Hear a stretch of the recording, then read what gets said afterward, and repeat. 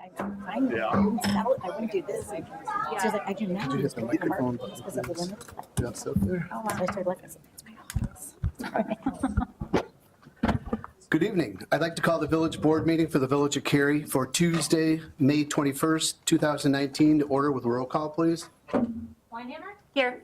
Collier? Here. Kraus? Here. Cavelli? Here. McAlpine? Here. Thank you. Would you please join me in the Pledge of Allegiance?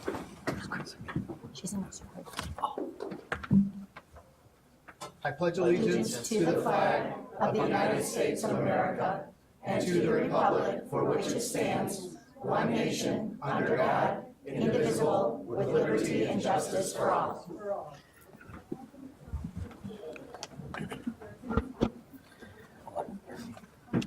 Thank you. We'll now move to the open forum where the public is invited to make an issue-oriented comment on any matter of public concern not otherwise on the agenda.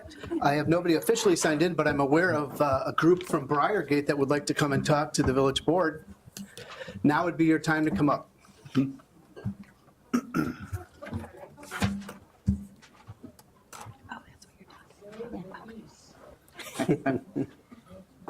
got to have a cause.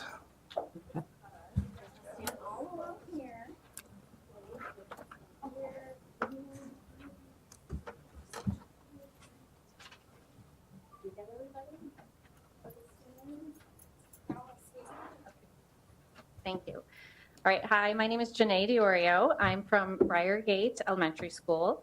I'm a first grade teacher, and I'm also here with my co-workers, Diane Durick, she's a first grade teacher. Diane, can you stand up? And Mrs. Wessel, Kelly Wessel over there. So this is kind of our project.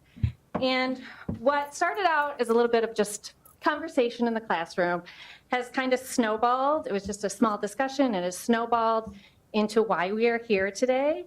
And if you don't mind, if I just read the letter that I have, and can I pass these out to you? Sure. You can just, I'll take care of it for you. Thank you.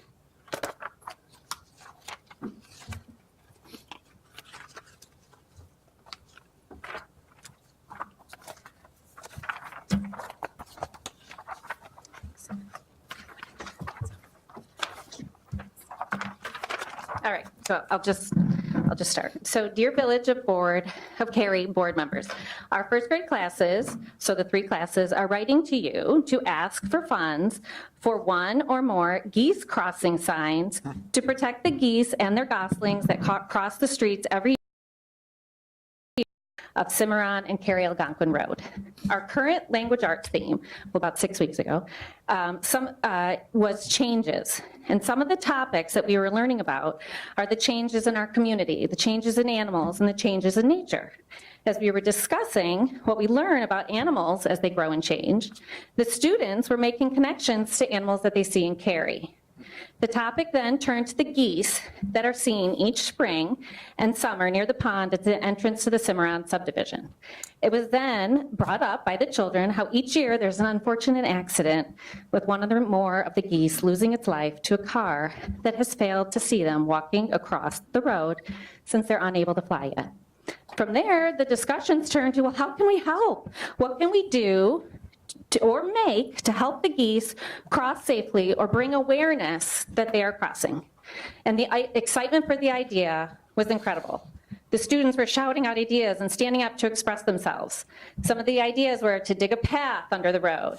Another came from a student, remember the turtle crossing sign on 3 Oaks Road, and wanted to make signs to place over there. And my favorite, which came from us reading the classic children's story by Robert McCloskey, Make Way for Ducklings, is having a police officer on duty at their crossing point with a sign. Josh. Deputy, can you make a note of And this that? was Mike, yes.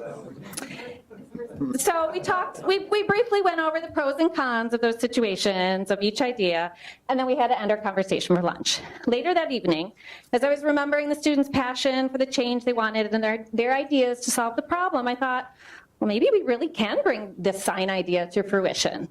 I then spoke to the other first grade teachers, Mrs. Wessel and Mrs. Durick, and the principal, Mr. Noss, and they were all on board. We decided that writing letters and presenting our request to have for having the village allocate funds for a sign, or possibly two, and installation at a board meeting would be our first step. We would then wait to hear from the board as to what the next step would be, seeing as we were unsure of really what's involved. Our question of how can we help the geese came about naturally during our language arts discussions, but I then realized that this development of the question, the planning, the guidance from adults, gathering all the information, communicating with other grades and the community leaders to take action, all tie directly into the Illinois state standards for social sciences for first grade. So as we travel down this path of trying to make a small change by taking action, we understand that this vision may or may not happen. However, this is a great learning experience for our children. So thank you for your time and consideration. We have the letters, the stacks of letters to present, and there is one larger letter, Julia, you have, which kind of unrolls, and it's really big and it's beautiful, and that one's Want us to what unroll we it would now? like to present. Sure, why not? Hey, Brian, will you do me a favor? Will you take the microphone? I'd love to have these These are all children's letters. children introduce themselves. Oh, thank you. Say your name, honey. My name's Liam. Mine is Blake. Mine is Wyatt. Mine is Colin. Mine is Mason. Waylon. Julia. Ethel. All right. Let me open this up and we could, I have one of these from Briargate that I got years ago. I think we have a new one for my office here. Jake Teller. Dear Honorable Mayor, Village Trustees, as a first grade class, we feel it is important for our neighborhood to have a goose caution sign. We want geese to be able to cross the street safely. A caution sign would alert drivers that geese are in the area. Please save the geese. From Mrs. Weisel's first grade class, Briargate School. Thank you for your consideration. And they all have their names on here in geese. On the little geese. Yeah. And there was also this book that has like signs that we envisioned, and Wyatt, can I see your sign? The principal had brought up, like, maybe we do I saw a wildlife crossing sign, and I said, no. Geese. Geese crossing. So that's what we're envisioning. Well, thought we were agreed on geese, but we'll take wildlife. Time, children, you guys did an awesome job. Let's have Do you want to know banners. about a possible remedy? Yes, I didn't know if I was. Meetings, you're not allowed to respond to me. I don't know how that works. We can respond. We're pretty, Okay. want say to make sure that people understand. I want to just thank you guys for coming and presenting this to us. This is passionate about. We have a lot of adults in our community afraid to come up and, we don't bite, do we? We're pretty nice, right? Think so? But what we could do for you is, you're learning a little bit about government here, because throughout the village of Cary, we have various roads. That road doesn't belong to the village of Cary, so we have no jurisdiction on that road. So what we can do, and I would be happy to do this, I could take that to the next level. I could take your request to the county who has that road, or the county that has the road, that has the jurisdiction. Behalf. Would that work? I'd be happy. Step, yes, absolutely. And we'll see what we can have done. And that's what we were asking for, is we're not sure what the next step is, and if that's the next step, yes, Yeah. please, we would love that. And if you need anything else from us, Okay. absolutely. I may have you go present this up to the county Yeah, board. absolutely. Put them on the spot. Yes. Can we also do an educational piece on social media, just reminding people Sure. of the laws of animals and Hey, Courtney, can you get a Absolutely. picture of this group? Absolutely. And we could do a thing on our Facebook page about this as well. I don't know, do they have permission? The teacher. Just Yes. I think all the parents are here. I believe all their parents are here. Everybody thumbs up. Okay? Love to feature you guys on our Facebook Liam? this Yeah, week. that'd be great. Courtney, could you get a picture of their teachers with them in front of the board? That would be great. Oh, yeah, we want teachers too. Mrs. Russell, Mrs. Bird.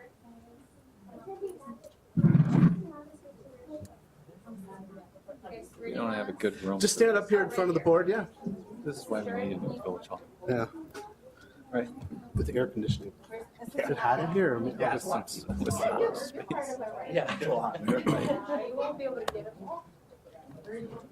Yeah, Brian's a tall one.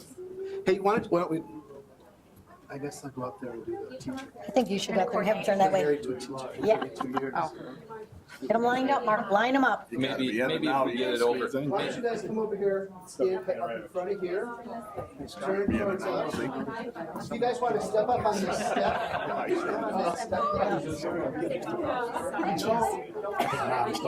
Yeah, someone's up.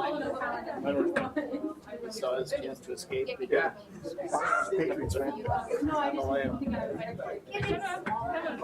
Mark, you should be in there with them.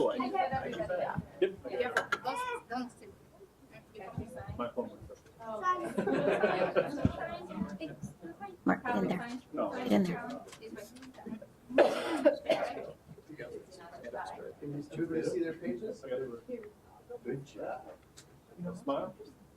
Do a few times. 1, 2, 3. All right.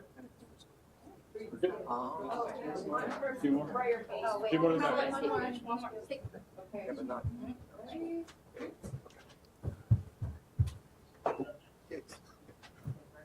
Good job, you guys.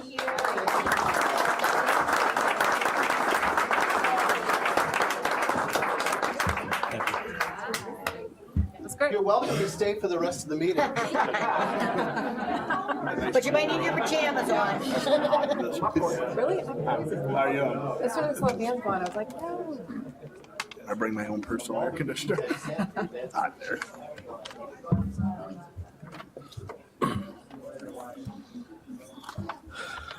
I'll let them clear out for a minute.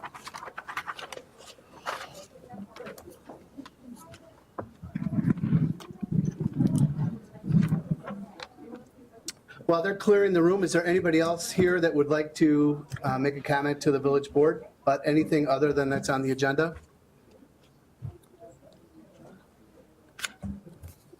Okay, we'll go ahead and close open forum at 6:12.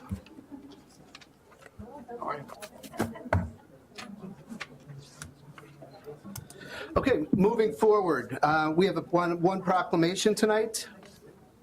Bike Week, June 21st through 28th, 2019, whereas the bicycle for personal transportation benefits residents of Cary by reducing traffic, reducing carbon emissions, improving air quality, decreasing dependence on finite fossil fuel energy sources, and whereas the use of a bicycle for recreation encourages families and friends to spend time together outdoors, enjoying Cary parks, McHenry County Conservation District properties, trails, and quiet residential neighborhoods, and whereas the use of bicycle for exercise provides adults and children can have a positive health benefits. Now, therefore, I, Mark Kownick, Mayor of the Village of Cary, do hereby proclaim the week of June 21st to 28th, 2019, the Bike Week, as Bike Week in the Village of Cary, and I encourage all citizens to enjoy riding bicycles in a safe and responsible manner, dated this 21st day of May 2019. Thank you. And now, it is with great pleasure that we are promoting one of our officers to the rank of sergeant. And up here, I'd like to invite Josh Victor, the guest of honor, and his family. And I also have our police commission here. We're going to mix things up a little bit today. I'm going to have the chairman of our police commission swear Josh in today. So we have Jim Levicki, who's our chairman of our police commission. The other commissioners, if you can come up here, Jim.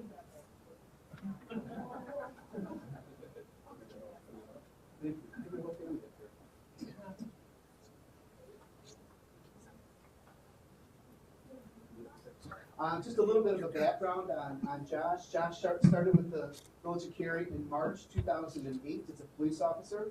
Since his employment, he's been a patrol officer, traffic crash, field training officer, police explorer, advisor, officer in charge, and a school resource officer. We are excited to welcome Josh as a shift commander within the ranks of sergeant. So we're thrilled that you're here with us, and we'll let Deputy Nadenoff say something after you're officially the sergeant. All right, Josh, raise your right hand. I, Joshua Victor, I, Joshua Victor, having been appointed to the office of police sergeant having been appointed to the office of police sergeant in the village of Cary, in the county of McHenry, aforesaid do solemnly swear that I will support the Constitution of the United States and the Constitution of the State of Illinois, and that I will faithfully discharge the duties of officer of police sergeant The duties. both to the best of my ability. Congratulations. Thank you.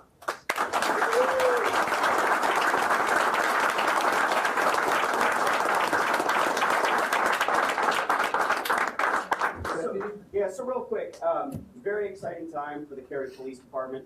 Josh has worked for the police department for just over 11 years. Exciting time for me personally. I know for Chris Winkleman also and Jeff Withrow, we were Josh's field training officers when he was a new officer, and it's really exciting to see someone who models your agency's mission and values every day and everything that he does. That's very exciting. It's a big step forward for our organization. A lot of the tasks that Josh once did that the mayor listed off, he's now going to be in charge of and be responsible for supervising. So congratulations, Josh. We're very excited for what's ahead for him and for the Cary Police Department. Congratulations. Thank you very much.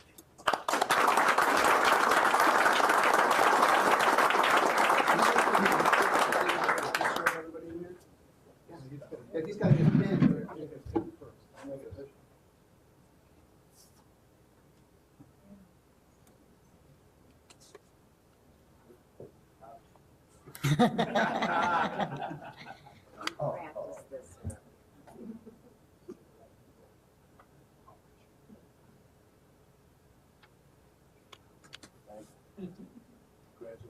And I almost missed the most important part. Those of you who are here to celebrate with Josh, or even if you're not here for that reason, we have refreshments upstairs, some cake and cookies, so please join us upstairs for a brief reception after this. Great.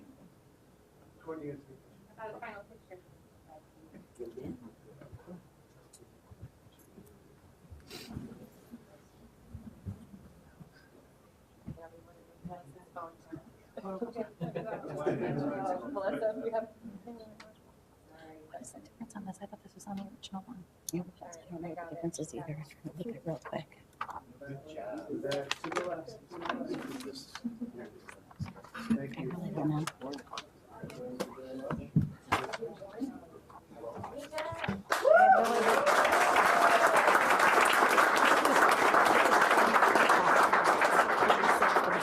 I said it was within budget. It's under budget, yeah. Okay.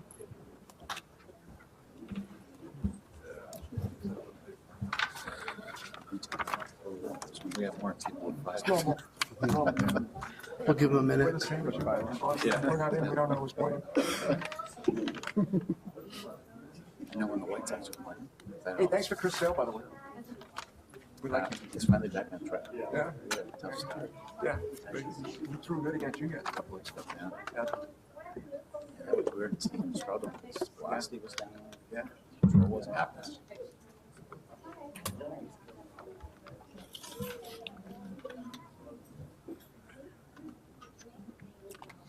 Hey, John.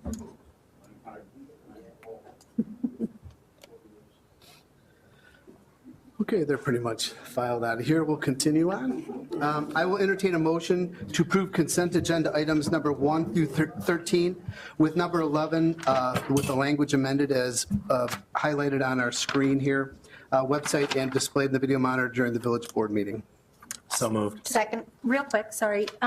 What is the change for number 11? It's just, Is it the dollar amount?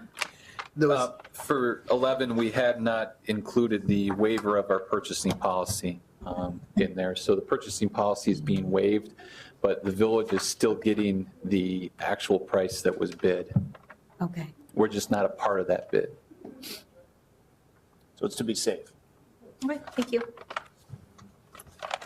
and I think I had a first and a second. Yes. I got first. Yeah. Kraus? Yes. Weinhammer? Yes. Delphi? Yes. Cavelli? Yes.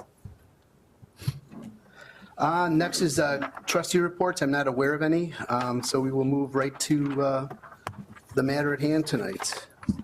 This is just to give a quick overview what this process is. This is the ending of our Unified Development Ordinance. Aren't we doing number one first? Oh, one for, The contract. oh, I'm He sorry. didn't want to talk to me.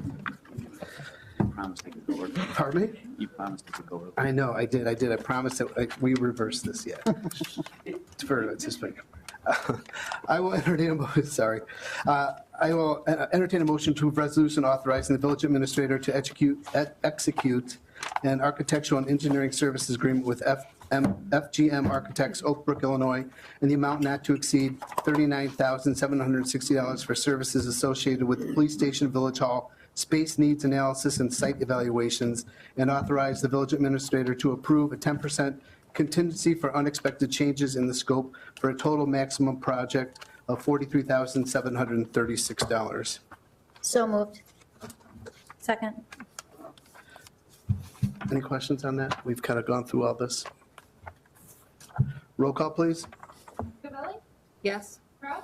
Yes. McAlpine? Yes. Collier? Yes. Weinhammer? Yes.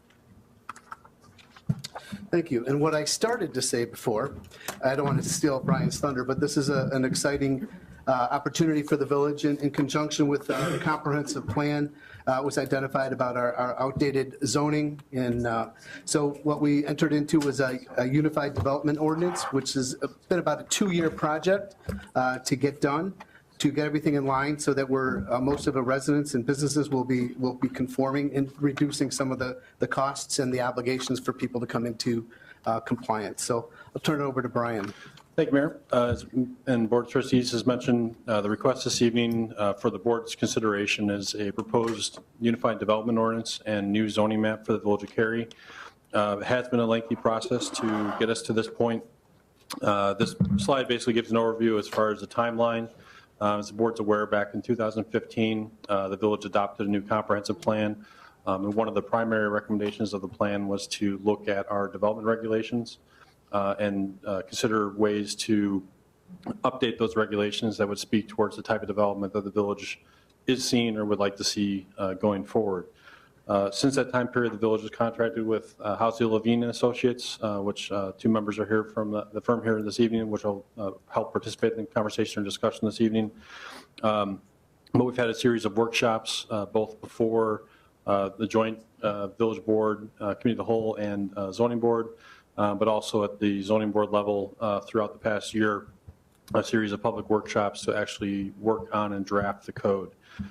In December of this past year, again, we had a joint meeting between the two, both the committee of the whole and the zoning board, to discuss the draft that was presented at that time period, at which time the board gave direction to go through the public hearing process, which is taking place the first part of this year. With that, I'll turn over to Chairman Corey, who's here this evening from the zoning board, to give a little bit of an overview background as far as the discussions that have taken place and the objectives that they had with drafting the ordinance.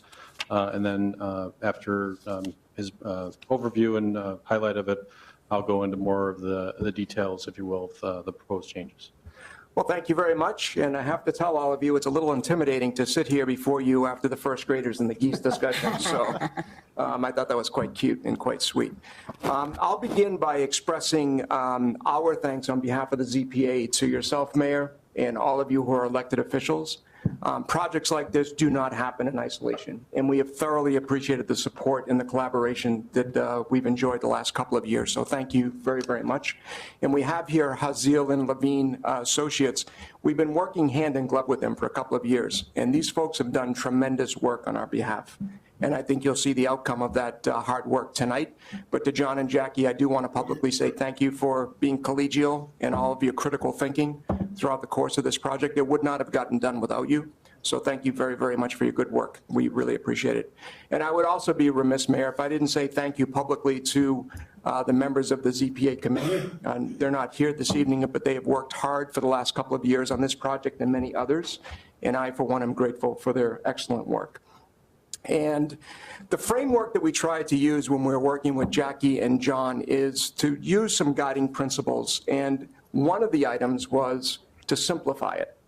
and to make it easier to understand, because it was kind of complex. And we sit on the committee, and quite frankly, some of us didn't understand it, and I thought that was a problem all by itself. And we talked about the idea of reducing the number of zoning regulations that we have within the code in terms of the district. So that's been done, and you'll see that in a little bit. And we had also talked to John and Jackie about bringing forward best practices, not only from this region, but from around the country, because we know we can do it better, and we don't necessarily need to recreate a wheel. So you'll see some of that as we evolve the evening. And then finally, we wanted to create a situation where it created a framework for economic development for our community, and ultimately for us to be easier to do business with. So as Brian unfolds the document tonight, you'll see each of those guiding principles, hopefully within it. And I do want to go on the record and say thank you to Mr. Simmons, because he has been the shepherd of this project since its inception. And some of you may or may not be aware, but he was about a month into his assignment when he got called before the ZPA on an appeal for the Garden Place Apartments. He got thrown right in the middle of it. And I think we knew full well, counsel, right then and there, when we saw two lawyers arguing about what our code meant, that perhaps it was time to align with the comprehensive plan and give it a thorough review. So, Brian, I want to say thank you for all of the good work that you've done on this project and many others.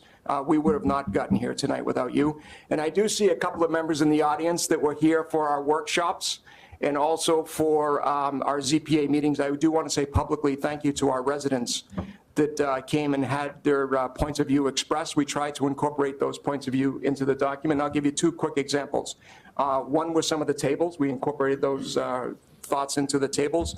And then there was a discussion around one of the zonings, and we changed it back to B3R based upon the public's input. And ultimately, it'll be the decision of the elected officials tonight to decide what the right decision is. But I'll just close by saying thank you to the village board for the support, to Jackie and John.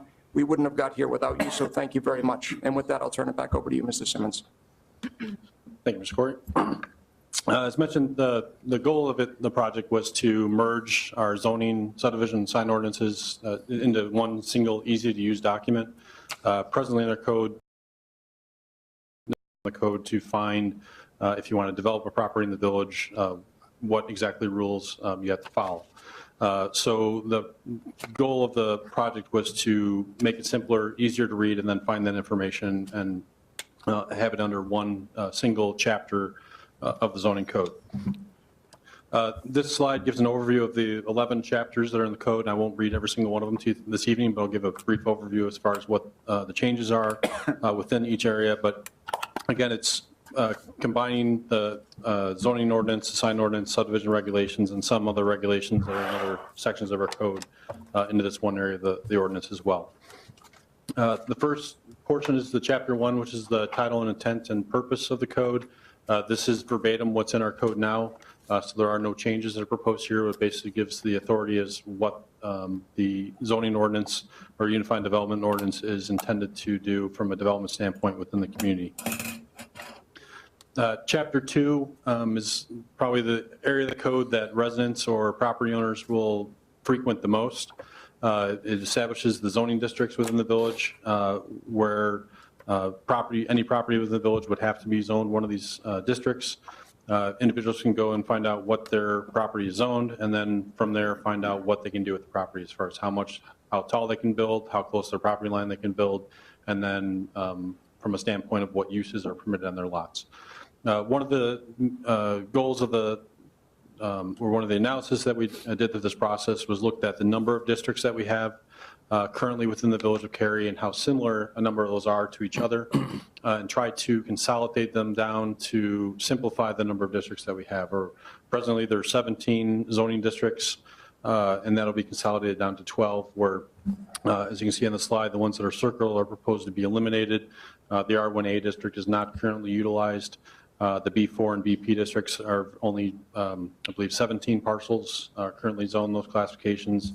And then the park and open space districts were generated to regulate park land in the village.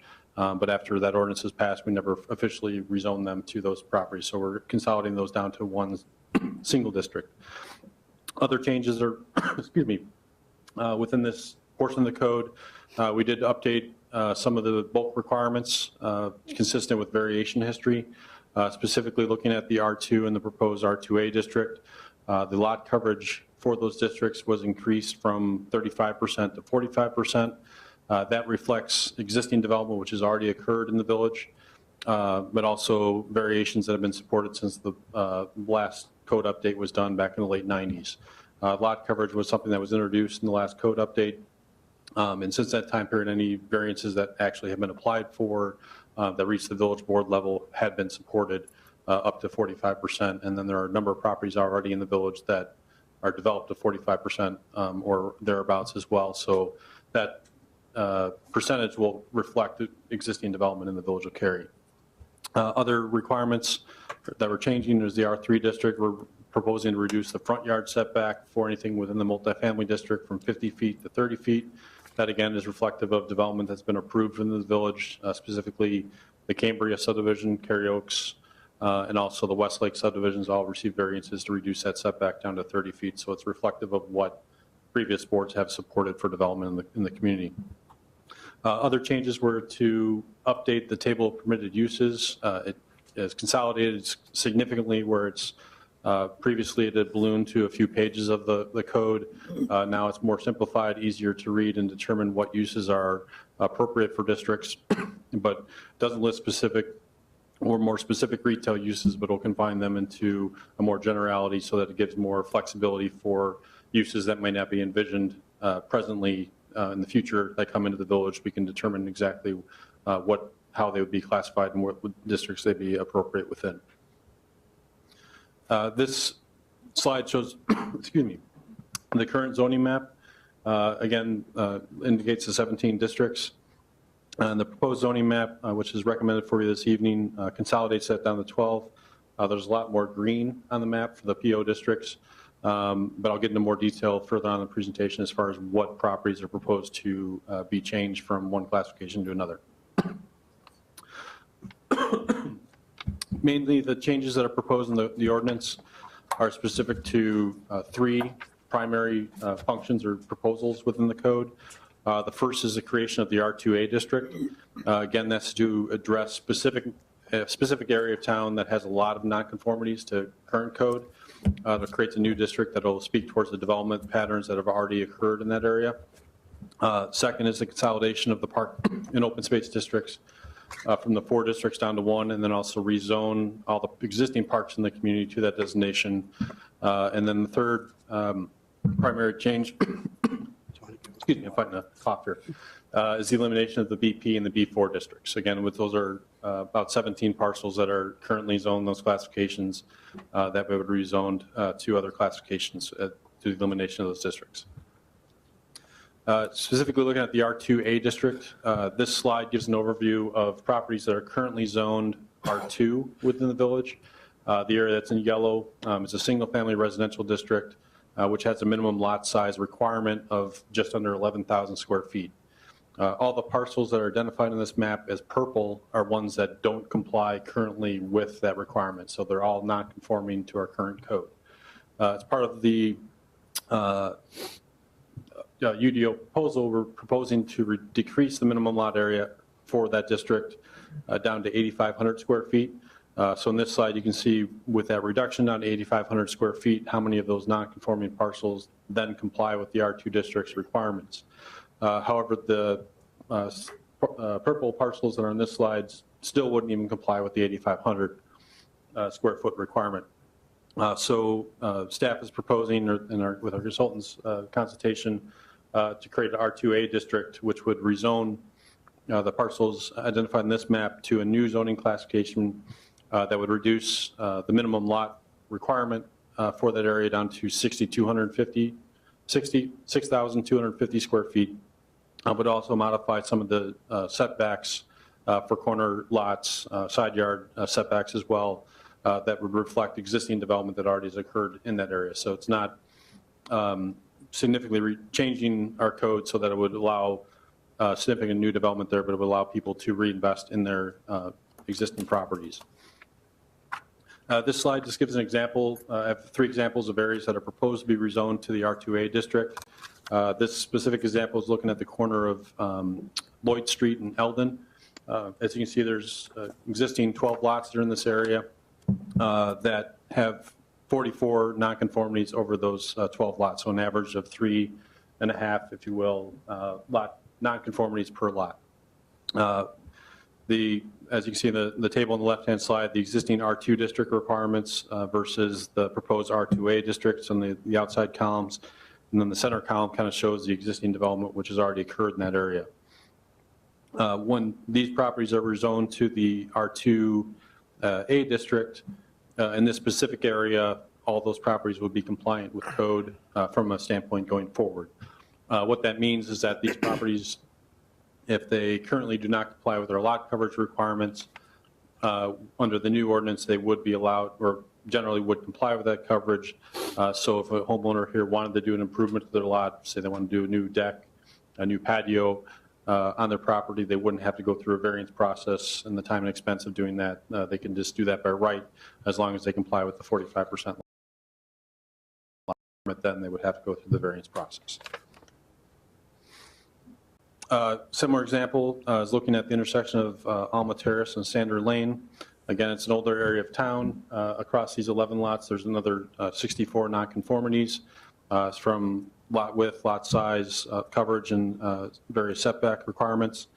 This area has smaller lots compared to the previous example, so the lot coverage is slightly higher, where it's almost averaging nearly 40% as of today. Upon rezoning, this area will not eliminate all the nonconformities similar to the last example, but it will significantly reduce where previously it was nearly 6 nonconformities per lot, and then it will decrease it to approximately 2 per property going forward. So a reduction of almost 3.5 per parcel. But again, as you can see, there are some properties that don't comply with lot coverage, so they would be non-conforming going forward. They'd still allow to have their developments, improvements remain, but if they were to improve their properties further, they'd need further relief from the village board for those improvements. Third and final example is looking at development over on Pin Oak Circle. These are some of the smallest lots that we have within the village of Cary. As you can see by the existing conditions, there are a number of nonconformities, again, 64 over the 12 lots. Lot coverage in this area is nearing almost 42%. Upon rezoning, a number of nonconformities would be decreased, but there still will be an average of 2 per lot in this area. So it will allow individuals to potentially improve their homes, but there still may be existing conditions that don't currently conform to the proposed ordinances. The second area is mentioned for proposed zoning modifications would be the creation of the Park and Open Space District. As presently, we have the 4 districts that are within the code for public or park and open space areas. Only 3 properties have actually been rezoned to one of those classifications, the PO3 and the PO4 districts. So the majority of the properties within the village that are used for park land now, when the village approved the Park and Open Space District requirements back in 2011, we didn't follow through and rezone those parcels. As part of this process, we're proposing to rezone those all the park and open space areas owned by the Park District or McHenry County Conservation District properties as well, that would preserve those open space areas. In the future, if one of those entities wanted to sell those properties to a developer under this zoning classification, they would have to go back through the zoning process to get approval from the board to convert that to another district, whether it be residential or a commercial district. So this will help preserve the open space in the area, but then also allow certain uses that are appropriate for that area, ball fields, different parks and playgrounds, depending on the size of the facility as well. Third proposed change, again, is the elimination of both the BP and the B4 zoning districts. These properties, again, there are 17 parcels. They would be proposed to be rezoned to various zoning districts, including the R1, R3, B2, B3, and B3R district, excuse me, and also the M district as well. I can get more detail of those going through the process here, but essentially we're proposing to rezone those properties to classifications that are more appropriate towards the existing development that's there, or potential, if they were to redevelop, consistent with surrounding property development that has occurred in the areas as well. Specifically, one of the areas we're looking at is the Village Hall property here. The property is currently zoned BP, which would allow a manufacturing warehouse facility to be constructed on the site by right, provided it met the setback requirements. With the elimination of the BP district, we're proposing to rezone it to the R1 district, which is consistent with the residential zoning surrounding this property. Village Hall, police station would still be allowed uses within that district, so the existing use of this facility would remain going forward as a permitted use within that district. Two properties are proposed to be rezoned to the R3 district, and those include the two senior housing developments within the Village of Cary, the assisted living facility on the corner of Three Oaks and Silver Lake Road, and then also the Cary Senior Living development being constructed behind the Jewel Osco. Those properties are currently zoned B4 and BP. We're rezoning those to an R3 district, which will allow both of those existing uses to continue in their new classifications. Two other changes or parcels are rezoned to the B2 district, essentially include properties along Route 31, the Chally Farm property, and then the Meyer property, which would be remain in private development, would rezone from the BP district per the annexation agreement for the Chally property. If the village ever were to eliminate the BP district, that annexation agreement recommends that that property be rezoned to the B2 district, which would be consistent with this recommendation. Likewise, with the end of mining, the property that would be remaining along Route 31 frontage from the Meyer site is currently zoned for agricultural. That would be rezoned to the B2 district as well, which will allow for retail uses to be developed in that area. There was one other area that was recommended from the ZPA to be rezoned to B2, which is highlighted by the box on the slide, which is the CVS property and the vacant property just to its east. Since the time period that the ZPA made that recommendation, obviously the village board reviewed another petition for that similar request, which was denied for the car wash facility. In light of that denial, staff is recommending that that recommendation be pulled out and that those properties remain as B3 going forward. Other properties that are proposed to be rezoned to B3 are highlighted in this slide, include some areas along the Feinberg Court area, which are currently zoned BP. With the elimination of that district, we're proposing to rezone those to B3, consistent with other development or other properties that are located along that cul-de-sac area. Also, there's a few properties at the end of Industrial Drive near the intersection of Georgetown. Staff is proposing, or the ZPA recommended to rezone those to the B3 district. Currently, they're zoned BP as well. That includes the Goddard's Daycare Center, the vacant site that the Village of Cary owns, a detention basin, and another commercial property there as well. There are also two pockets of property along Cary-Algonquin Road, the corner of Main Street in Cary-Algonquin, and also near Haber Drive and Cary-Algonquin Road near the entrance of Trout Valley that are proposed to be rezoned to the B3 district and also the B3R district. As part of the discussion at the zoning board level, there were a number of residents that came out with concerns regarding the rezoning of the Two Penny Farm property to the B3 designation and what type of uses could go in there in the future. As part of that discussion, the ZPA recommended that that property, due to the architectural history of that site, felt that the B3R district would be a district that would speak towards the type of development that exists there, but then also would have different regulations or uses that would be appropriate for that site with the adjacent residential. That district, just for reference, has some guidelines for the architectural quality of improvements that can be made to structures within the district.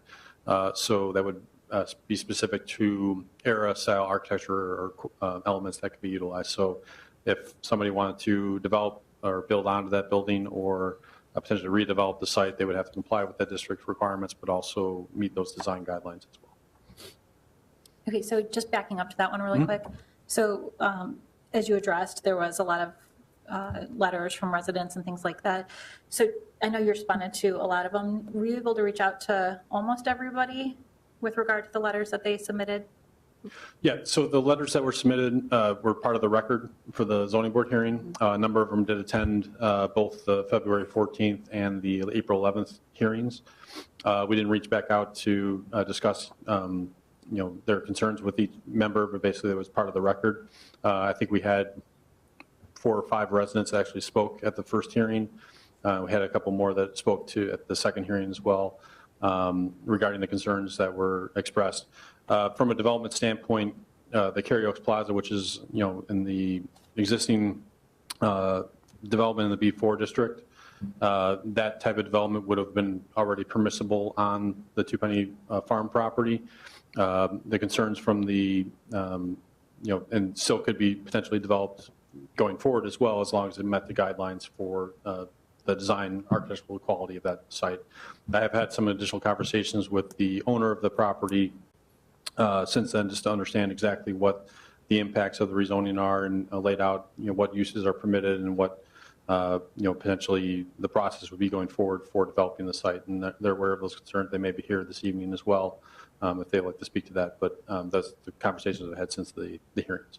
Okay, and then after you spoke with residents, were they feeling better about your explanations, or were they still bothered by it?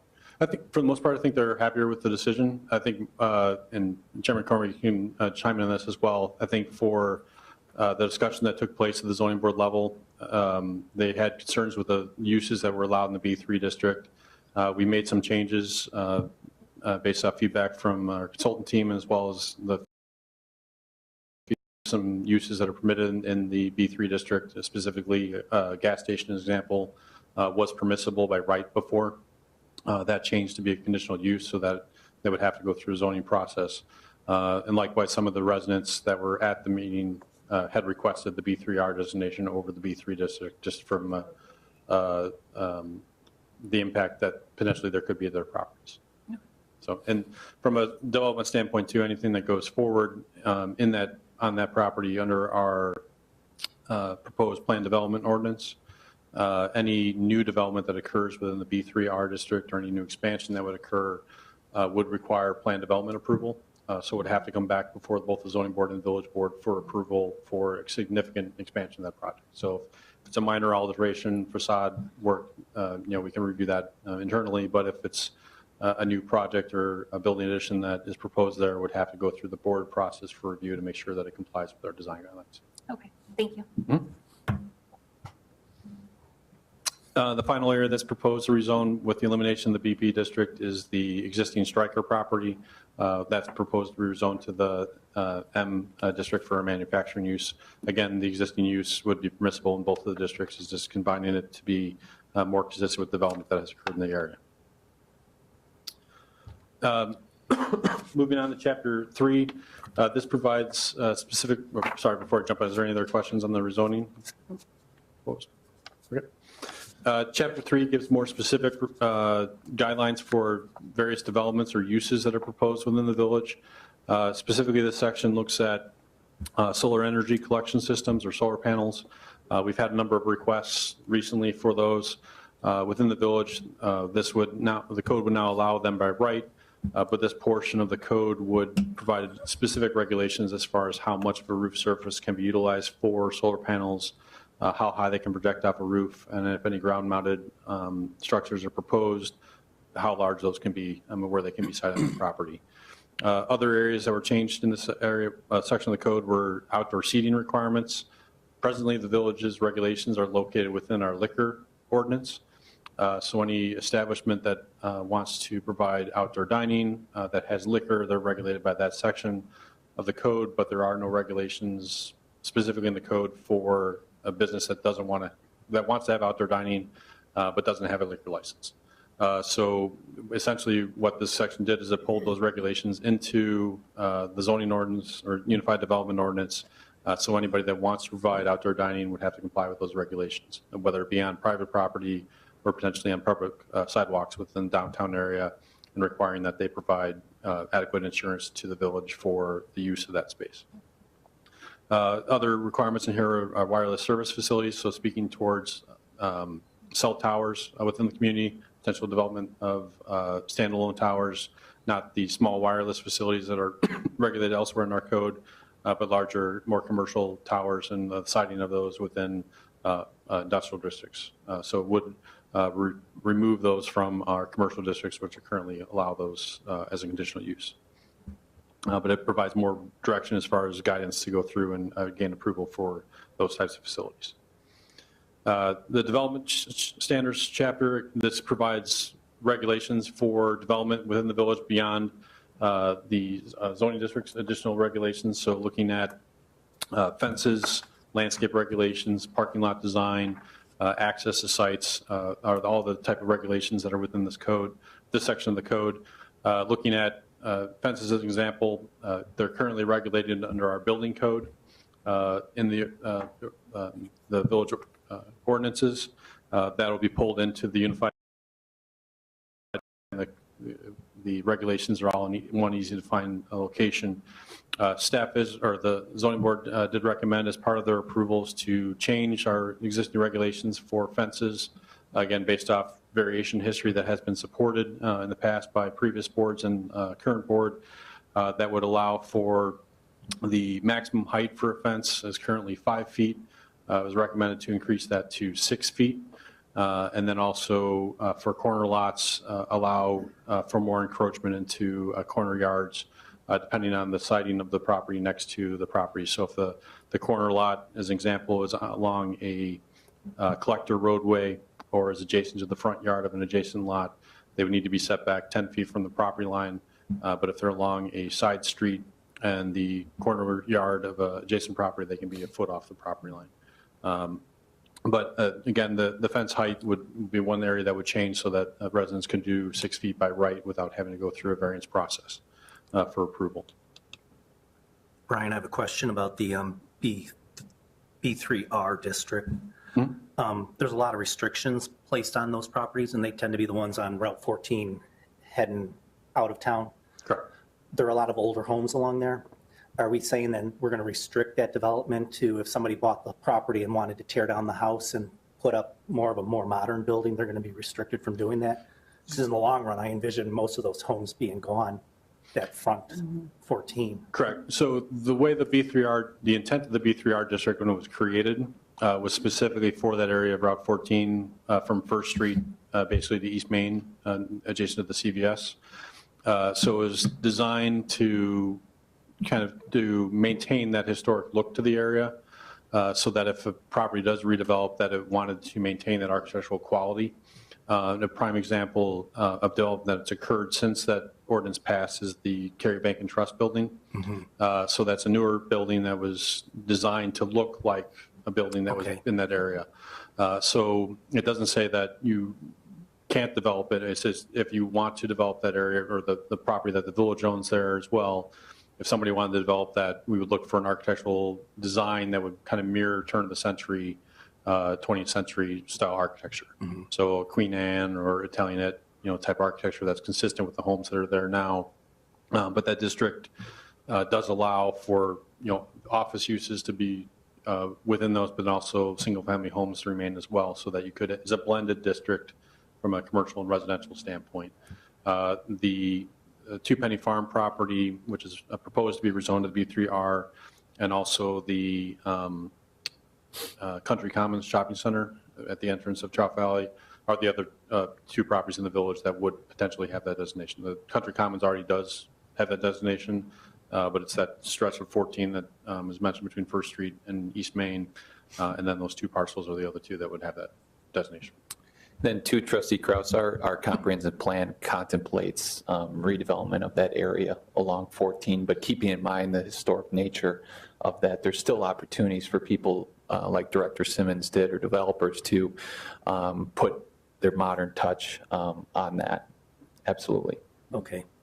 So you're saying the Country Commons property in Trout Valley is B3R now? Correct. And is staying B3R? Correct. Two Penny Farm is? Proposed to be rezoned to B3R. To B3R. Correct. Okay. It's B4 now. It's proposed to be B3R. Okay.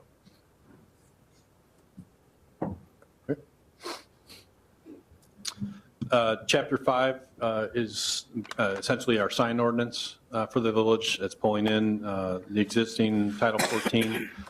This section of the code is a significant rewrite from a standpoint that it's Our current code is not compliant with some federal regulations as far as how we can regulate signs, and specifically the content of those signs. And majority of zoning or sign ordinances across the country had to react to the case, which is referenced on the slide, where I'd say probably 90% of the sign ordinances were deemed illegal as the second that case was approved. So the proposed changes are to bring us in compliance with that, but at the same point, makes it easier to read and interpret from a standpoint. Presently, our sign code has regulations for every single zoning district. So if you're B2 or B3, there's a different regulation, specifically for your use, even though your use is very similar to a property that's right next door. We're proposing to just do commercial signs and non-commercial signs or residential signs. So you have specific regulations for those two areas. So it's much a thinner code, but it has the exact same intent or from that perspective. So again, most of the standards in here are consistent with our existing requirements for maximum size for monument signs, wall signs, and then the placement of signs as well on properties. Okay, I had a couple of questions back from the zoning, or the chapter 4. Sure. Which one was that? The development standards. Yeah, one of the things that when I came in and spoke with you, you said for parking lots, the path between the two parking areas is going to be reduced from like 28 to 24 feet? Correct. The current code requires drive aisles to be 27 feet in width between basically parking on either side.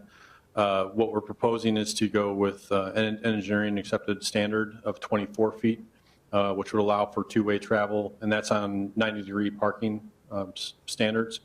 So if you can see on this slide, so the proposal would be from the end of striping to end of striping, the 24-foot width. Going down from 27? Correct. From and we currently require 27?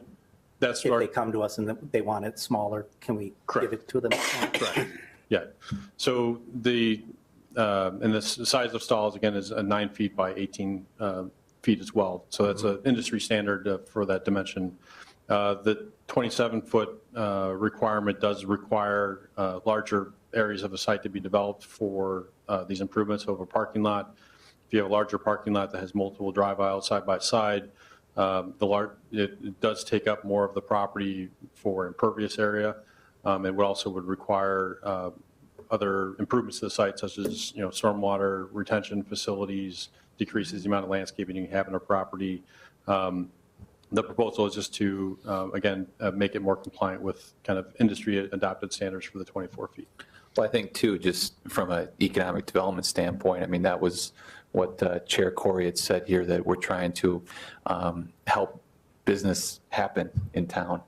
And if there's ways for them to reduce the amount of infrastructure they're putting in, developers, reduce the amount of stormwater capacity they have to provide, I think that's a good thing. I think that's a good thing for the code. I don't. I would prefer to keep it at 27 feet. I was at Home Depot, and I'm not sure what their widths are in Crystal Lake, but the size of the SUVs and the trucks that we have out there now, I had a hard time with my smaller vehicle that I bought, just getting out and sight lines and that. I don't know how other trustees feel about it. I see your point, what you're saying in terms of trying to make it more business friendly, development friendly, and that, but yeah. I don't know. I'm not in favor of changing that. The discussion of the Crystal Lake, the requirement is 24 feet. Other communities that I've worked with in the past have used the 24-foot width as well, which are, and compared to Cary, are larger commercial areas. It is more of an industry standard, but if it's a concern of the board, it's something we're willing to discuss from that standpoint. Okay, and then I had one more in terms of. Could we just hear from the village engineer just about the dimensions? Yes, when Director Simmons mentioned that it's an industry standard, those parameters are mirrored in planning documents throughout the country. The consistency that you see with those documents is that 24 feet is adequate for turning movements with modern vehicles, and it does, from a traffic operations perspective, match what is required. The other facet is that also gives us that, eliminates that edge of competitiveness that other communities might have, where a developer might see it easier to develop in a community that can fit those parking lots in those areas. The additional room is nice from a flexibility standpoint, but like I mentioned, it's not necessary from a turning movement perspective with the modern larger vehicles. Okay.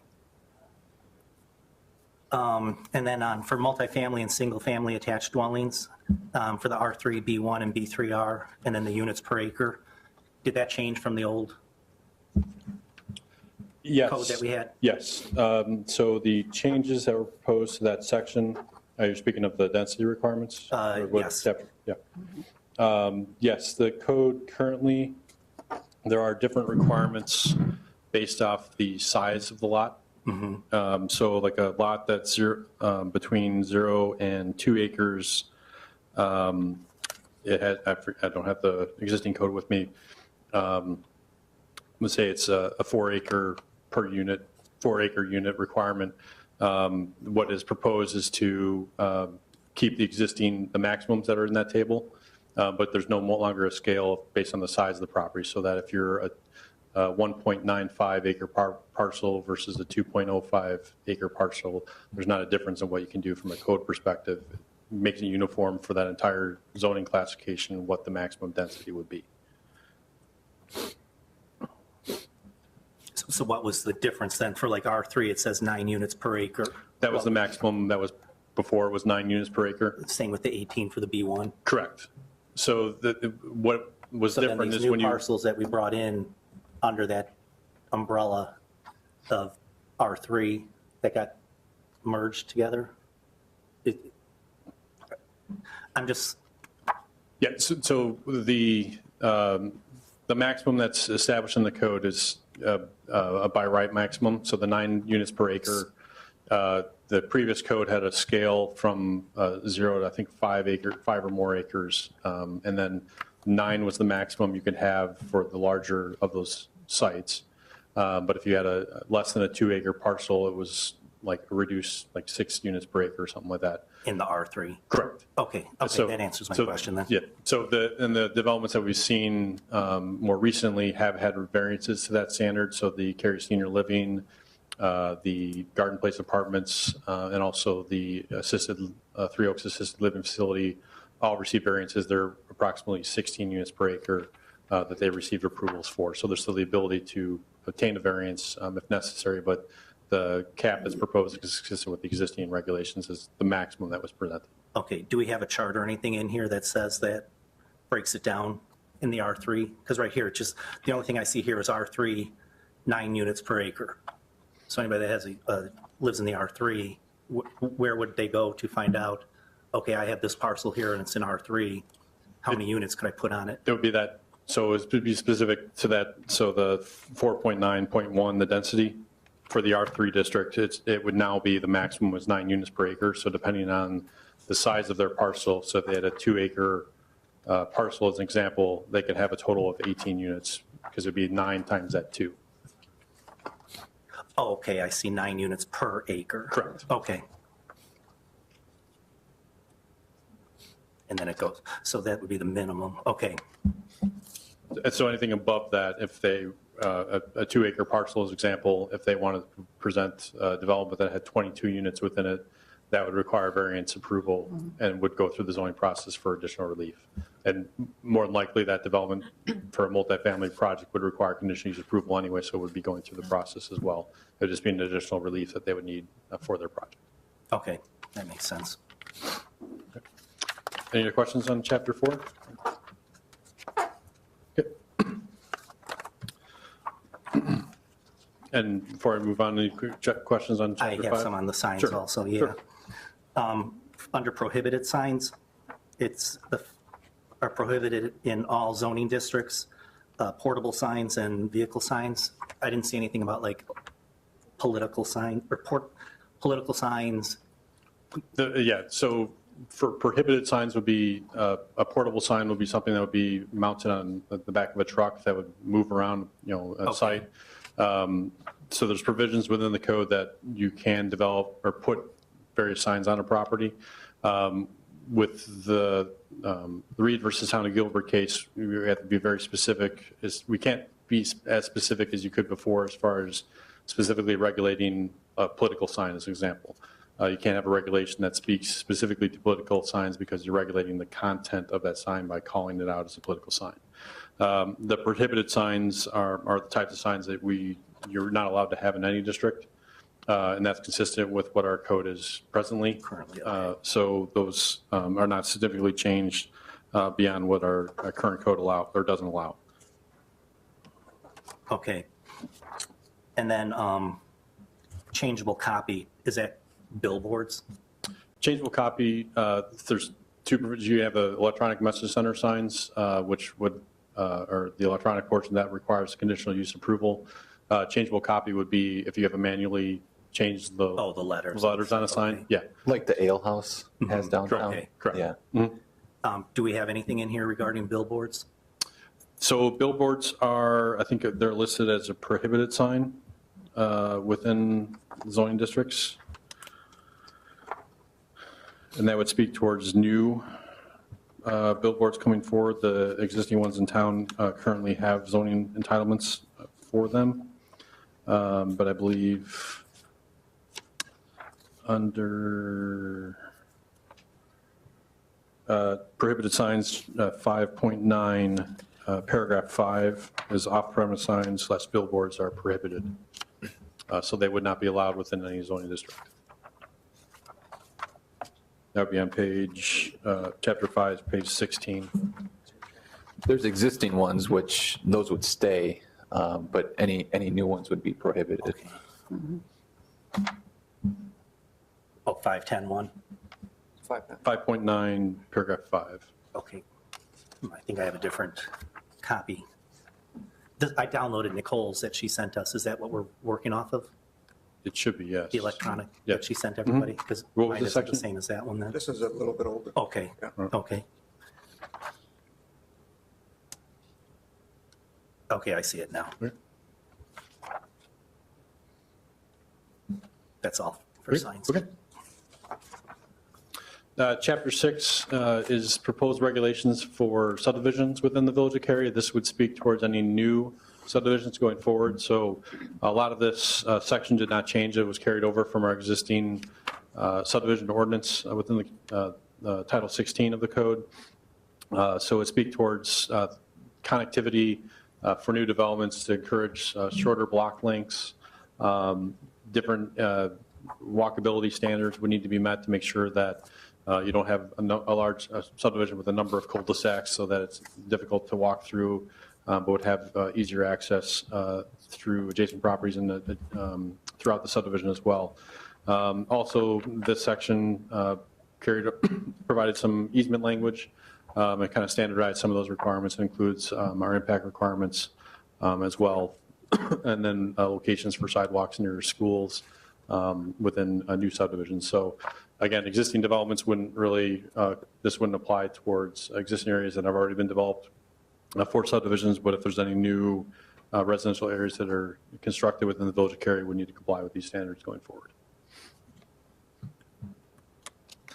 With that, I'll ask John to come up and give a little bit more information on the plan development ordinance, kind of the intent of these regulations and how it can be a tool for the village to regulate development going forward. So, thanks, John. Hard to intercede when Brian's talking. He does a great job. So Chapter 7, and the reason Brian asked me to speak to this, it really harkens back to some of the key discussions when the comprehensive plan was developed. So much effort across the entire spectrum of the community was put into a comprehensive plan that really captured the aspirations and visions for what Cary should be going forward. And a big part of that was igniting in the correct way private investment in new development reflective of the Cary character going forward. Your existing zoning ordinance provide for planned developments, but sort of in an antiquated way back when people were buying 200-acre farms and saying, I'm going to build a single-family development. So your existing PD ordinance was only triggered by developments, I think, of 40 acres or more. So if you were 40 acres or more, you could trigger a PD, then you'd have a public hearing and neighbors could weigh in. But anything less than that, you could do as of right. So neighbors didn't really get a chance to speak to some of these things. They weren't alerted to some development. And you didn't really provide a lot of creativity or flexibility in accommodating the type of development you wanted to see.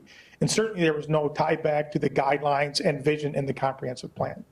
So one of the key components of this is Chapter 7, and this is a new plan development ordinance.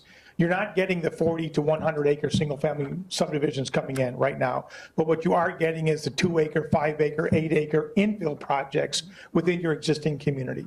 And those are the ones that are going in next to people's homes, next to people's businesses, across the street from a school, that really have an impact. Your old PD ordinance didn't capture any of that. So this new PD ordinance was triggered specifically so that it was accommodating any development of 2 acres or greater, not single family. So it'd be multifamily townhomes, commercial or industrial. And if it was in excess of 2 acres, it would require approval as a planned development. That means it would have to come in front of the ZPA for a public hearing. Surrounding properties and residents would get notified, and it was subject to a level of review that as of right zoning wasn't. So the essence what a planned development is you identify a property or an area, you designate it as a planned development, and within that you create an envelope of flexible and creative approach to development. So you get better development coming out of it. You're also able to trigger and tie it back to the objectives of the comprehensive plan, which zoning often doesn't do. So some of the general provisions for the PD ordinance, it's for 2 acres or greater properties and any development within the B1 or B3R. So you were asking questions, Trustee Kraus, about the B3R district and some of the sensitivity and some of the historic nature, some of the buildings there. But you would anticipate over time some of those being gone and new buildings taking place. Anybody wanted to do something there would have to come forward so that the village could look at what they're proposing, comment on it, neighbors could weigh in, and you could make sure that it was reflective of the care you wanted for that area, even though new development was being accommodated. The burden is on the applicant to be persuasive and to convince the village that their development was the right thing for that area. The presumption wasn't on the village to say we had to find a way to approve it. The developer had to be the one that was persuasive. Some of the standards of review, it has to comply with the recommendations and aspirations of the comprehensive plan. So right away, if someone comes forward with a new development of greater than 2 acres, they have to go back to the document you worked so hard to produce and say, this is why it's consistent with this document. So it really ties zoning back to planning, which when the comprehensive plan was being done, there was discussion of, at that time, changing the zoning to make sure we could tie it back to that planning document. This is the thing that does that. It takes into consideration public welfare, impact on adjacent properties, impact on public facilities, resources, utilities, any architectural, archaeological, historic, or cultural, parking and traffic, ingress, egress, on-site circulation, adequate buffering and landscaping, performances, issues, appearance, architecture, landscaping, signage. When someone comes forward as a PUD, the ZPA and the village board get to look at all of these different variables. They can't just come in and pull a building permit and go to town. All these things get to be checked and held to account. Whereas before that didn't happen. And one of the key things procedurally is before the applicant can even apply, they have to meet with staff. They have to say, here's what we're thinking. They have to get in front of the village board and say, hey, in a couple of months, hopefully we're going to be coming in front of you. Here's what we're thinking. You get to weigh in. Neighbors are notified. So they get to actually see what's being proposed before it gets applied for. And the whole thing is to make sure that the development gets fair certainty, the neighbors get fair certainty, and there's a public forum by which this can creatively be evaluated by the entire community. So that's in a nutshell what the PD is. It's one of the biggest wholesale changes to this document that really ties back zoning and the regulatory component back to the aspirational planning components of the comprehensive plan. So it's something right now that your current zoning ordinance does not provide for at all. So. What impact would this have on the Maplewood property? What's the size of the Maplewood property? 18 acres, I think, 15, 18. Yeah, what they would have to do is if they have a development concept, they'd have to come in and meet with staff to go over the concept. They would appear in front of the village board and saying very, briefly, here's what we're thinking about, our initial ideas, what do you think? They would then have to submit a very complicated, not complicated, it's a simple procedure, but it's a very thorough application. They have to submit a lot of landscape plan, lighting plan, signage, architecture, so they really know what it is. They have to meet with the neighbors. Staff then has to review the packet to make sure that it is indeed complete and they hit on all those things. Then there's a legal notice, neighbors are notified, and there's a public hearing in front of the ZBA.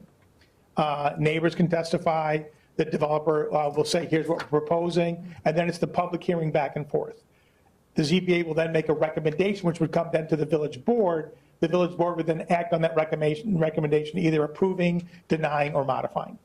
So it would prevent an 8-acre parcel from being permitted as of right, somebody building a building permit, and then residents going like, how come that's coming out of the ground?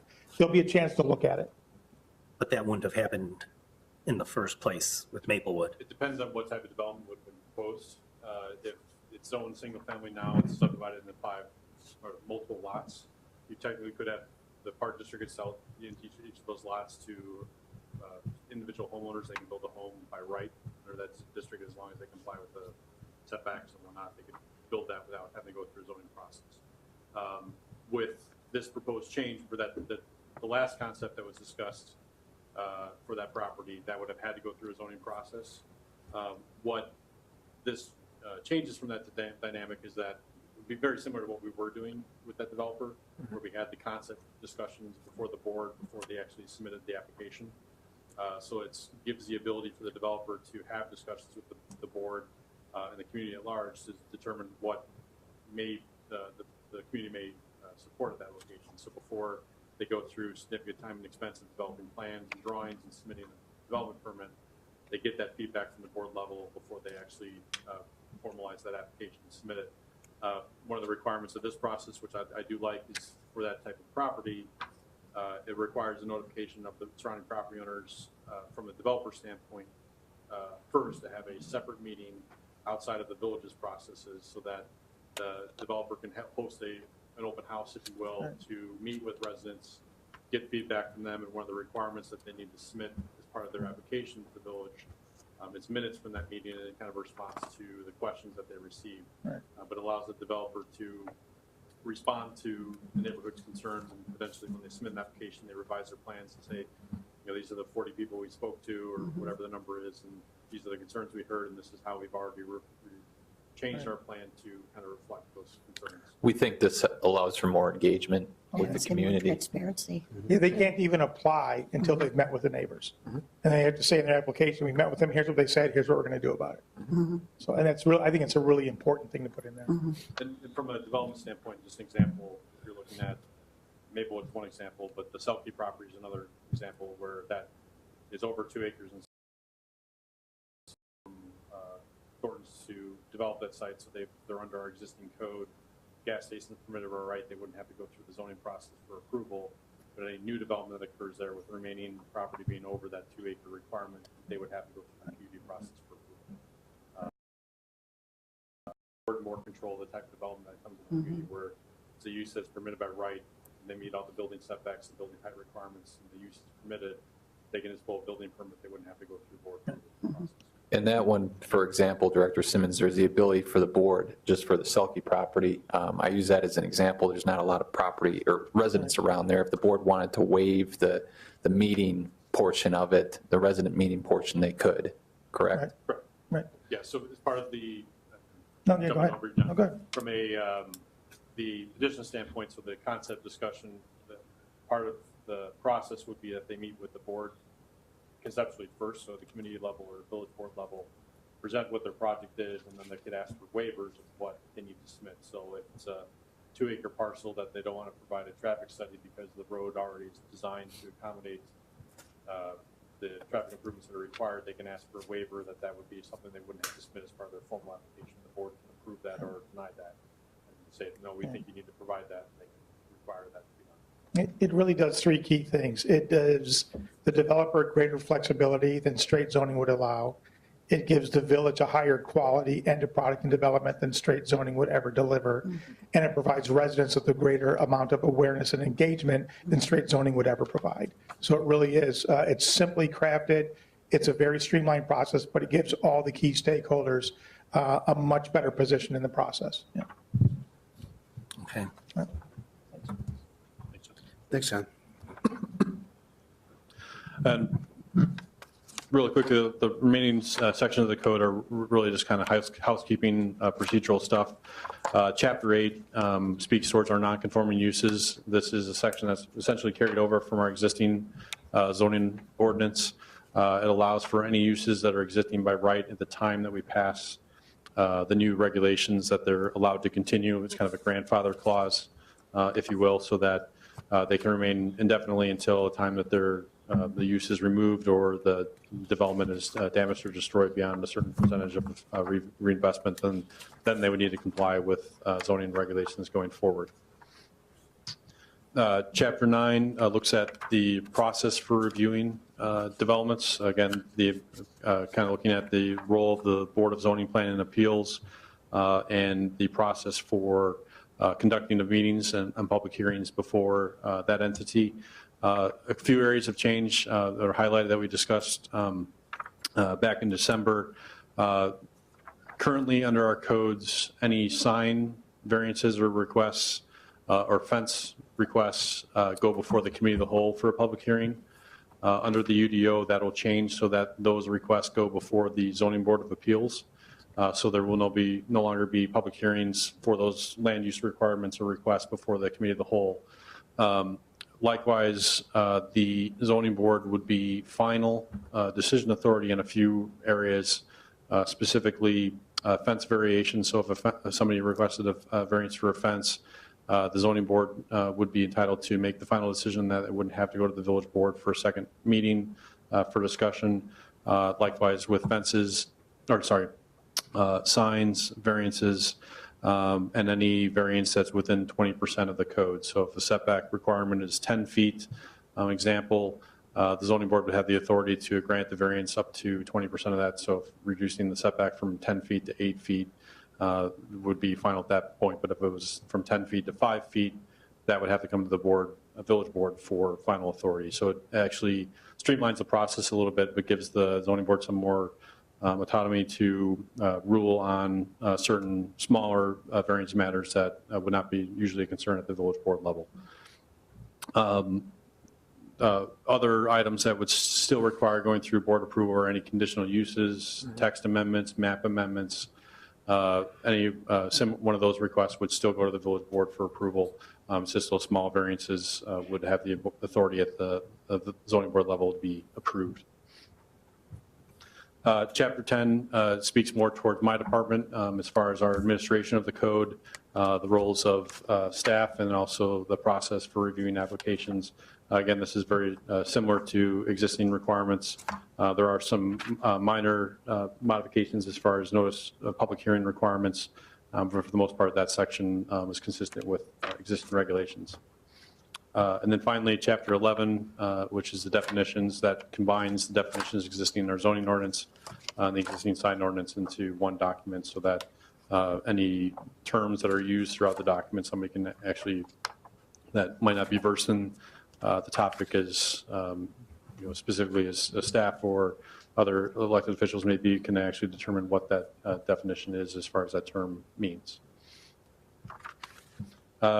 So as the proposal from the zoning board, the proposed modification is essentially a glorified text amendment. We're changing the ordinances or regulations of the village. Existing zoning ordinance establishes certain standards that are considered for a text amendment, which are summarized on this slide. Additionally, with the map amendment, proposed update to the zoning map, there are standards that need to be met for the consideration of a map amendment for the rezoning of property. The agenda this evening has several map amendments that are proposed. This case for the UDO and village map recommends the overall village map to be the official map of the village, and then the subsequent items that are on your agenda would rezone those individual parcels to the zoning classifications consistent with the map that's proposed from the zoning board of appeals. I had just one more question, going back to the zoning districts. Is there any kind of zoning district for a historical building? Like, could this building be zoned historical as a way to try to protect it? Not under our existing code. There is not a historical preservation, some overlay district or a specific district that would speak towards the historic quality of a building. The closest that we do have, which has guidelines within it, is the B3R district. That speaks towards more of the area-specific style of architecture for those areas that are zoned the B3R classification. But there is not anything else within our code that requires historic preservation designation within the ordinance. But also doesn't prohibit us if we decided as a board that we wanted to do something. That's the Yeah, bottom so line. if We still have the there's- right as a board to say we'd like to do that. Yeah, if there's a property is designated as Right. a historical structure, that would be an additional regulation beyond what the zoning would require for the property. So if it has a certain designation, that could, similar to a homeowners association, a homeowners association could have additional regulations that are more restrictive than what our code would allow. So if a property is designated as a historic structure, has a different designation to it, that could have different requirements for the remodeling or development of that structure beyond what our code would require. Most historic stuff is done in a couple of ways. Some ordinances have the historic component in the zoning ordinances. If they have a rock solid district or something like a defined big enough area. Although even in that regard, most communities handle the historic preservation in another document. And it's just another level if you go through that lives outside of zones. So probably our best route would be to like try to plaque the building, Or historic designated locally or some other way. and we could pass a resolution proclaiming Right, we that. can do that, exactly. So in summary, the recommendation that came out of the zoning board after conducting public hearings on both February 14th and April 11th is to recommend approval of a text and map amendment to adopt a new unified development ordinance and zoning map for the village of Cary, which is the information that was provided for you this evening. Staff is recommending 2 additional changes to that, specifically to section 7.5.3, paragraph 2, in discussions with village attorney for compliance with state code for the approval of a project. We're recommending that paragraph be deleted. And then also subsequent to the approval or the denial of the recent project that was before the zoning board at our last meeting, to not rezone the properties at 0 to 100 Northwest Highway, to keep those as zoned as B3. So the existing zoning classification would remain for those sites, and then any future development that would occur on that site would be consistent with the ordinance that the board approved at their previous meeting. 0 to 100, is that coming from Jack's Channel up to Lake Julian? 0 to 100, it's actually, the addresses in that area it would be basically the CVS property, and then the 3 vacant parcels that were subject to the petition that was presently reviewed. So it's just that corner from the entrance to, or basically the intersection of East Main Street and 14 to the entrance to Lake Julian property. And then what is Jack's Channel zoned as? They are presently zoned B3. It would be B3 too also? Correct. Okay. I believe that's zoned B3. Excellent. Yes. It's owned B3 presently. And if we wanted to go in and change that zoning, we could do that as a board? Correct. Yeah, so if a developer comes along that they wanted to develop something that wasn't permitted in the B3 district, or they want to change it to something else as part of their petition, they can seek that. Or if the village wanted to rezone it to another classification, it could be a village initiated rezoning as well. We would could potentially make a map amendment ourselves to that. Open space even? Potentially, yeah. The comprehensive plan, it designates it as a commercial property. So the current zoning classification is consistent with that, but if it was a change that the board wanted to amend the comprehensive plan and rezone that property to open space, that's something considered. Okay. I know you didn't talk about any of the fees or anything like that, but I did talk to Jake about reducing the fees for homeowners and residents with regard to variances. I think right now it's $750. I thought it was, and then for the fences and stuff, you said it was $500. I thought it was $150. Yeah, You're so saying 500? in our current code, and what we're proposing is not any changes in that area. So one of the ways that the text that's proposed in the actual ordinance that you're reviewing would create an appendix, so that would pull those fees out of the zoning ordinance, so that in the future, if you ever wanted to update the fees, it wouldn't require going through a public hearing process to make a change from 250 to 300. we would just amend that appendix to the code. The fees that are proposed are consistent with what is existing, so fences are $150 presently for that application. Any other variances, requests, it's not specific for a single-family residential versus commercial. It's a $500 fee for a variance, so if you're asking for a taller built house or a lot coverage variance, it's a $500 fee. Like an extension on your driveway, like to make it wider? Correct. It'd be $500 for that. Correct. And then conditional use. So if right now, solar panels, as an example, they require conditional use approval. They wouldn't under a new code, but they require an application of $750. So that's some of the discussions I've had with homeowners the past years while this process has been going on. There's a number of individuals that want to install solar. Find out the cost of going through the process is the application fee to the village is $750, plus they have to do the public notice to the newspaper and then mailings to the surrounding property owners, plus all the documentation they have to submit.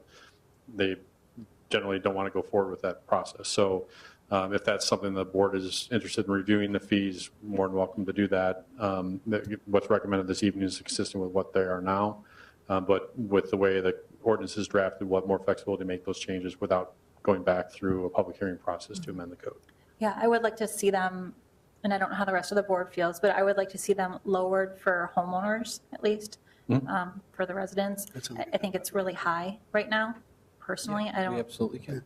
I don't know. That's something that we've been talking about, bringing up at a committee meeting and kind of go through all the other fee structures that we have. It was in here, though, so is But this something that we're, we can change that. It'll be, with this new document, it'll be easier for us to change that. so is your suggestion to bring it, like to approve it and then to bring it up later, or? I would, my recommendation would be approve the UDO as it's presented, and then we as a board or committee can talk about all the fees associated with this and then make the necessary changes. Okay. And the way that's drafted now, it'll make that process easier to make those changes without a 3-month process to go through zoning hearings as well. There's a variety of options too that the board can consider. I mean, you mentioned the one about for residential properties or homeowners.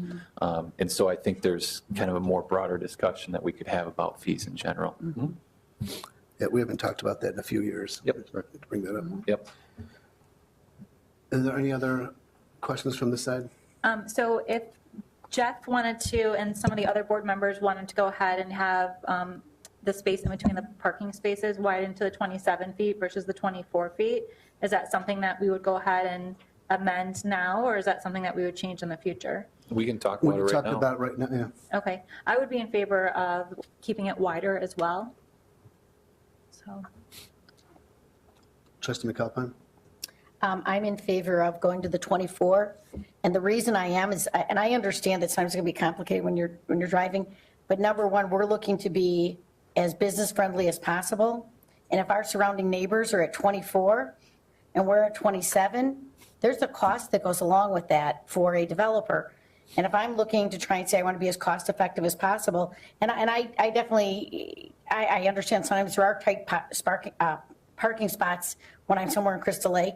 But I just think if this is the standard, if this is the engineering standard that's accepted and it's all throughout the country, then the idea of doing a UDO is to try and bring everything as current as possible.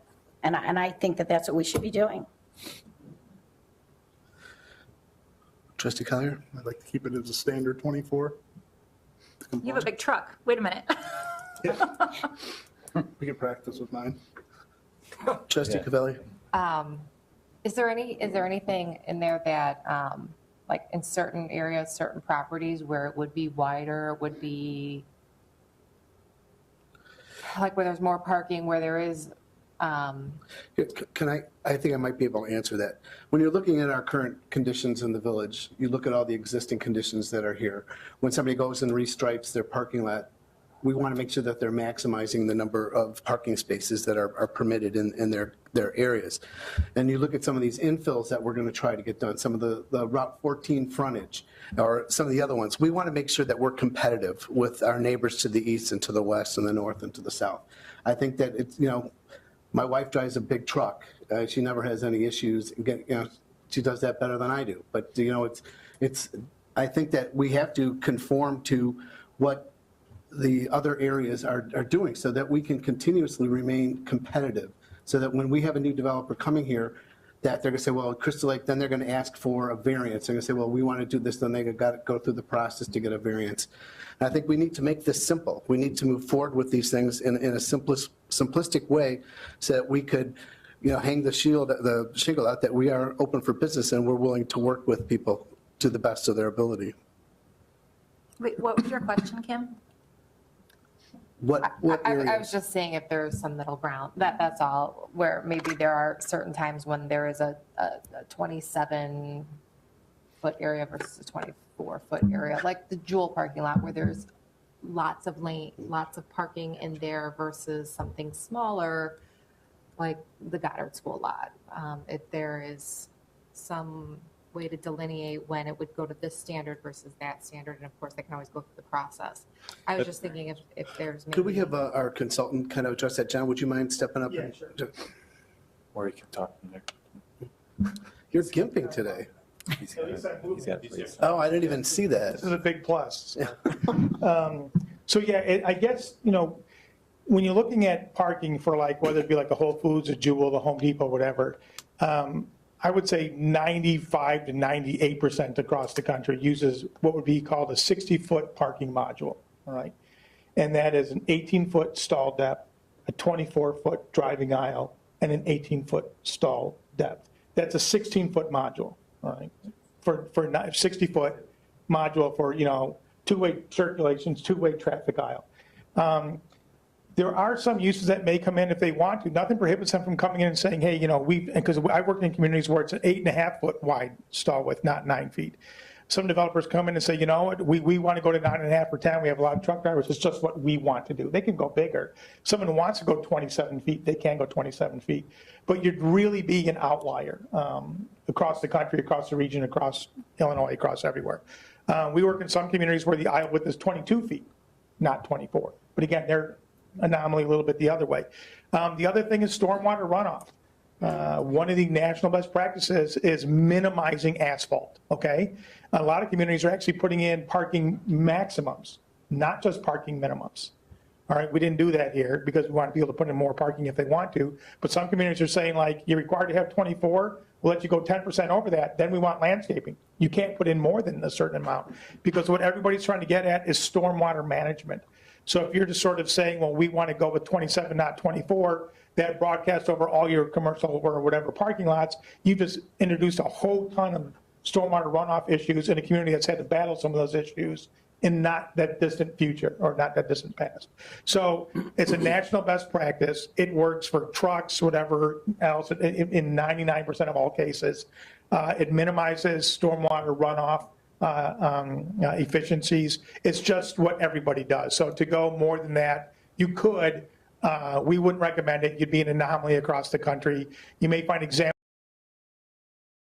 and far between, and likely are codes that haven't been updated recently is my guess. So. Does that answer your question, Trustee Gabelli? Yeah, I mean, I'm fine with the standard. I just, also understand that other people have concerns, so I'm trying to help out. Whether, Trustee Krause, any other concerns or questions regarding this? No. Trustee Collier, anything? Trustee Gabelli, anything else regarding this? Okay, before I read off all these motions, I want to thank, John and your team. Yeah. Jackie, outstanding job. You really married these two projects together. It's been quite a time frame that you've spent with the Village of Cary, and I think you pretty much know us pretty well. You've looked in all our closets, you've opened our drawers. It's kind of, it's good to have somebody that understands where we are and where we want to go. So thank you for that, Brian. Thank you to your team as well. Patrick, great job at the ZPA level, handling all those things. Greatly appreciate the professionalism and how we've been able to get these things done. Absolutely. So Yeah, and if I can real quick, Mayor, I just want to say thank you to everybody involved in this project. I was really overwhelmed with the participation level and stewardship we have as part of the comprehensive plan.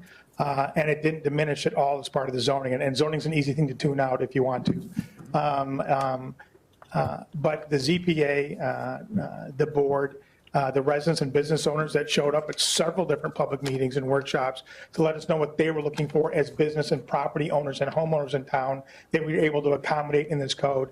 And lastly, big hats off to Brian. We work in a lot of communities where we get hired and it's turnkey. They just want to sort of say, okay, you guys do it, and then they disappear. And staff doesn't have the aptitude to sort of, or the time to really jump in with both feet. And Brian did a tremendous amount of work and was really a critical part of the team getting this done. So well-deserved accolades across the board for Carrie. We love working here and would jump at any chance to work with you in the future on any project. So thank you so much. I really appreciate it. Thank you, John. Courtney, you ready? I will entertain a motion to approve an ordinance approving a unified development ordinance and zoning map for the village of Cary. So moved. Second. Roll call, please. Weinhammer? Yes. Kraus? Yes. McAlpine? Yes. Collier? Yes. Sabelli? Yes. Thank you.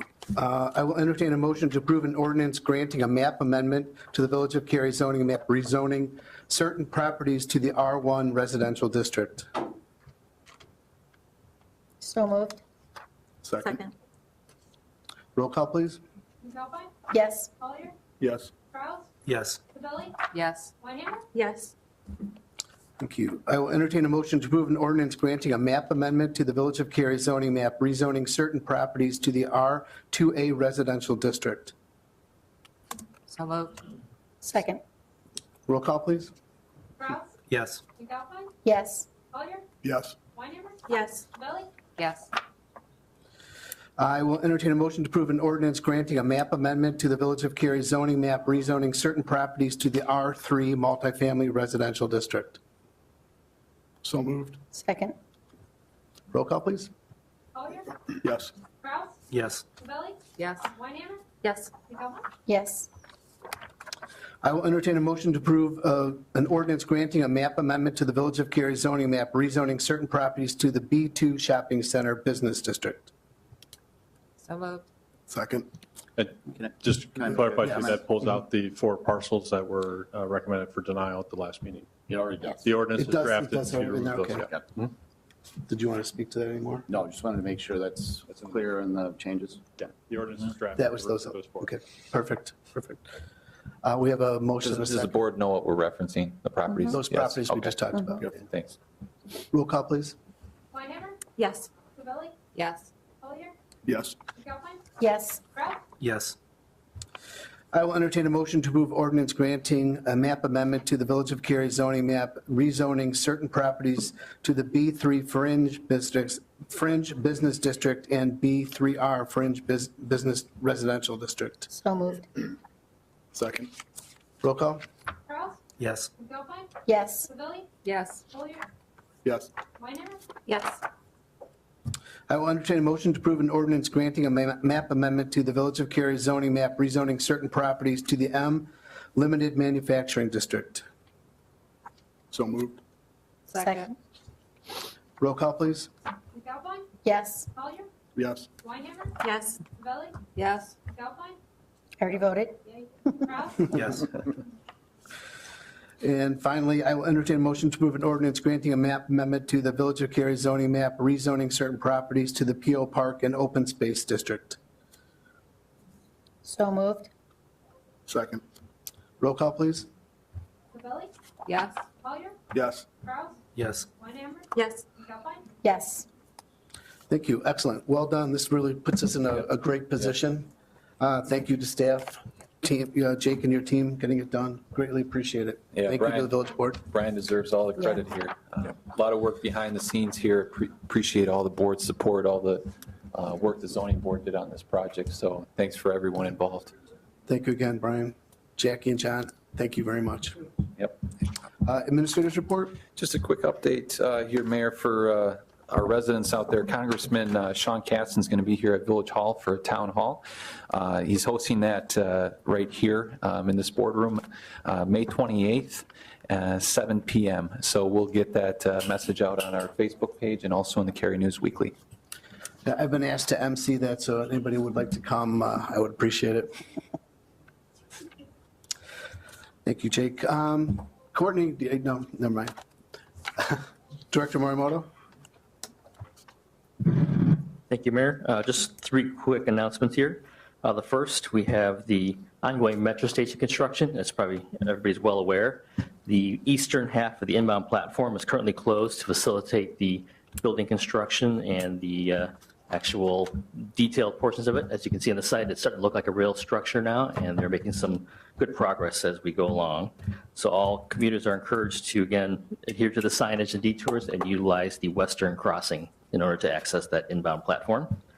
Second, the Three Oaks Road project that we've been discussing over the past several years, the construction for that work will begin on June 3rd. So that is intentionally delaying the start until after school, the majority of school traffic is clear. So that work will begin in earnest to resurface the roadway, improve the traffic signals, and fill in some gaps in the pedestrian network. And then finally, I wanted to acknowledge one of our maintenance workers. Corey Hawk has recently achieved the certification as a certified arborist. So we're proud of him for expanding his depth of expertise and continued focus on the technical matters behind the work. So congrats to Corey, and as well as our other staff that continue to work towards additional certifications and licenses. Thank you, Eric. Director Simmons, anything else? Are you about done? Your voice is your voice there. And I kind of skipped over, I wanted, just as a matter of public record, we were to consider an approval for an ordinance accepting a warranty deed for the transfer of property from Lafarge Aggregates Meyer Material to the Village of Cary. That has been continued to June 4th. Okay, any future agenda items or discussion by the village board? None. I will entertain a motion to adjourn. So moved. Second. All in favor? Aye. Opposed? Okay, we are adjourned.